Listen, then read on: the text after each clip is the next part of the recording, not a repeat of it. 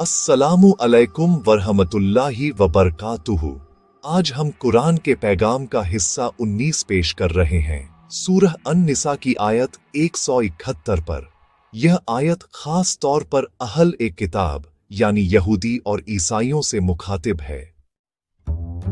या अहल किताबिला तगलू फी दीनिकुम, ऐ अहल ए किताब, अपने दीन में हद से ज्यादा न बढ़ो।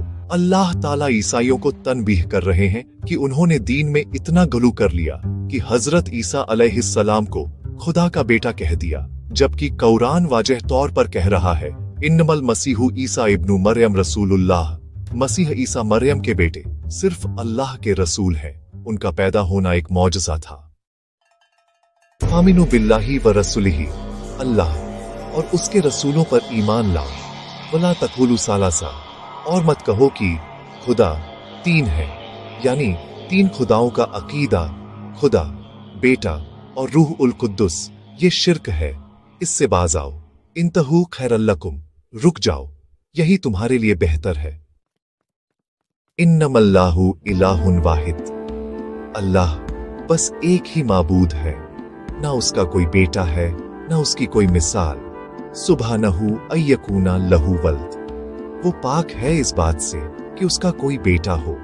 आसमानों और जमीन में जो कुछ है सब उसी का है, और वही काफी है हर चीज का निगहबान।